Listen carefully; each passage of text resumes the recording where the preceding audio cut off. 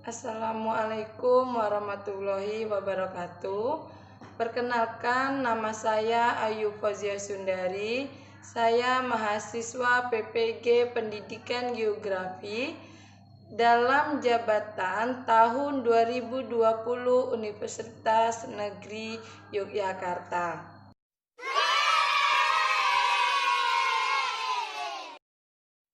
Materi tentang konsep pembelajaran geografi. Dengan adanya materi pemaparan tentang konsep geografi ini, diharapkan dapat mengetahui, diharapkan bisa diterapkan di dalam kehidupan sehari-hari di lingkungan kita sehari-hari.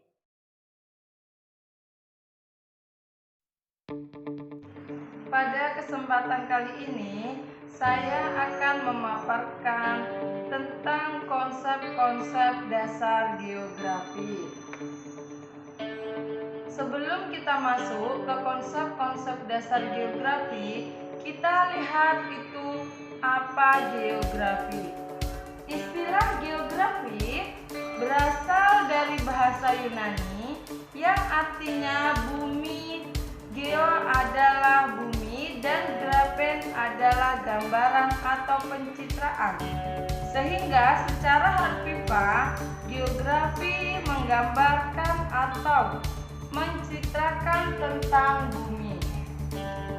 Selanjutnya, kita masuk ke konsep-konsep dasar geografi.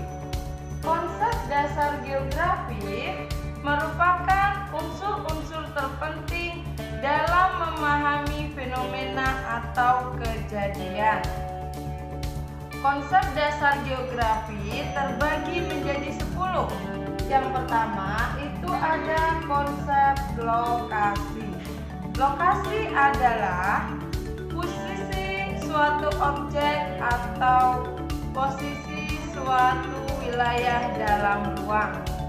Lokasi terbagi menjadi 2. Yang pertama itu adalah lokasi absolut. Lokasi absolut merupakan letak atau tempat dilihat dari garis lintang dan garis bujurnya. Nah, ini adalah salah satu contoh dari lokasi absolut terlihat pada peta Indonesia. Indonesia terletak di antara 6 derajat lintang utara sampai 11 derajat lintang selatan, sampai 95 derajat bujur timur, sampai 140 derajat bujur timur. Selanjutnya, yang kedua ada lokasi relatif. Lokasi ini disebut dengan letak geografis yang merupakan posisi sesuatu berdasarkan kondisi dan situasi daerah di sekitarnya. Lokasi ini, contoh dari lokasi ini secara administrasi, misalnya dilihat ada peta administrasi Dermasraya. Secara administrasi, sebelah utara berbatasan dengan Sijunjung, Kabupaten Kuantan Singinyi, Provinsi Riau. Sedangkan di sebelah selatannya itu berbatasan dengan Kabupaten Bungo, Kerinci, dan Provinsi Jambi.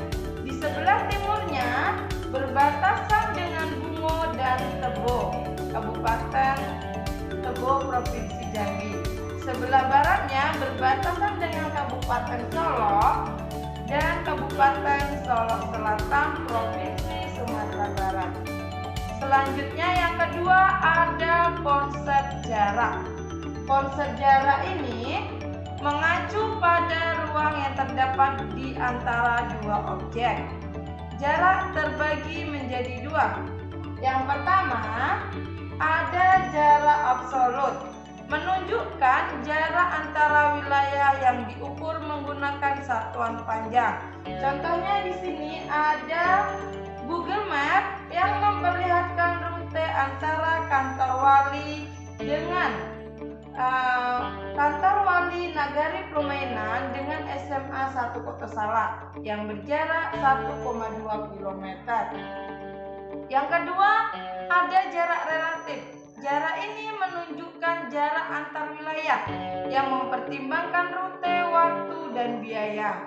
Nah, sebagai contohnya, ada jarak antara kantor wali dengan permainan yang bisa ditempuh dengan menggunakan mobil selama 2 menit, itu yaitu 1,2 km.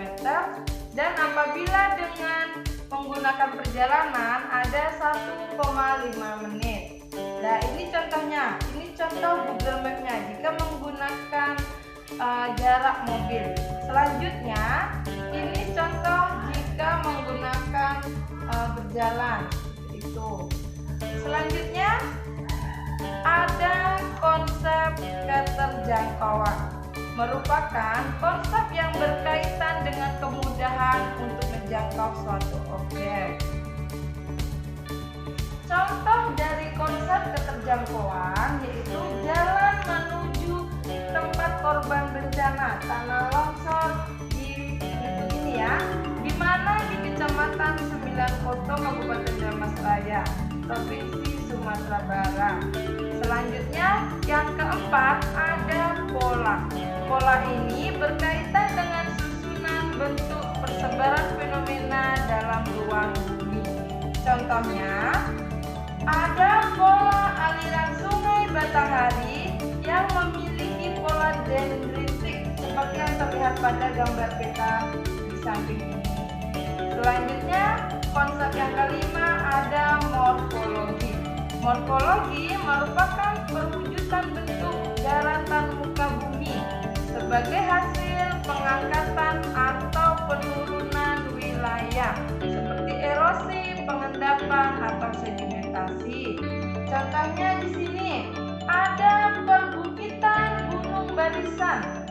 Perbukitan ini merupakan jajaran gunung yang membentang dari ujung utara Aceh sampai ujung selatan Lampung, Pulau Sumatera, yang memiliki panjang kurang lebih 1.650 km. Nah, yang keenam ada konsep aglomerasi. Konsep aglomerasi ini merupakan kecenderungan pengelompokan fenomena atau objek suatu wilayah.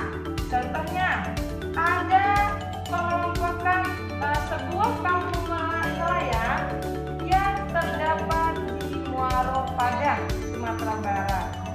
Selanjutnya yang ketujuh adalah nilai kegunaan. Konsep ini terkait dengan manfaat atau kelebihan yang dimiliki oleh suatu wilayah.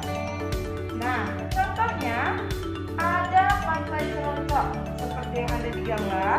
Pantai Ceroncok yang terdapat di Painan pesisir selatan mempunyai nilai kegunaan. Selain sebagai sarana wisata, juga digunakan untuk menopang sektor ekonomi. Selanjutnya yang ke-8 ada konsep interaksi dan interdependensi. Nah, konsep ini berkaitan dengan hubungan atau ketergantungan timbal balik antar wilayah. Contohnya, hasil pertanian dari Kabupaten Dharmasraya didistribusikan ke Kota Padang. Selanjutnya sebaliknya, masyarakat Kabupaten Dharmasraya juga membutuhkan teknologi pertanian yang dipasok dari Kota Padang. Ini adalah contohnya tadi, masyarakat Dharmasraya yang berprofesi sebagai petani.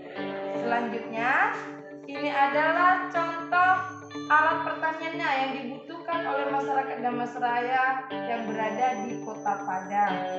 Selanjutnya, konsep yang ke-9 adalah diferensiasi area, di mana konsep ini merupakan perpaduan antara unsur alam maupun unsur kehidupan. Nah, contohnya di sini adalah pada daerah pantai, masyarakat berpencaharian sebagai nelayan, sedangkan di pegunungan sebagai petani. Nah, ini contohnya ya, di lautan atau di pantai sebagai petani, sedangkan di daerah daratan itu adalah sebagai petani. Nah, yang terakhir itu ada konsep keterkaitan ruangan. Keterkaitan ruangan ini atau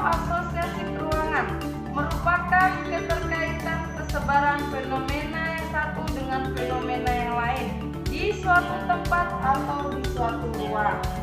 Nah, contohnya ada Ngarai Sianok ya, lereng Bukit Ngarai Sianok yang berada di Sumatera Barat. Keterkaitannya ada kemiringan lereng dengan ketebalan tanah. Makin terjal lerengnya tentunya akan disertai makin tipisnya tanah. Karena ada pada lereng yang terjal maka terjadinya erosi yang lebih intensif. Baiklah, mungkin itu materi tentang konsep pembelajaran geografi. Dengan adanya materi pemaparan tentang konsep geografi ini, diharapkan dapat mengetahui, diharapkan bisa diterapkan di dalam kehidupan sehari-hari di lingkungan kita sehari-hari. Baiklah, mungkin hanya itu yang dapat saya sampaikan pada kesempatan kali ini. Saya akhiri. Wassalamualaikum.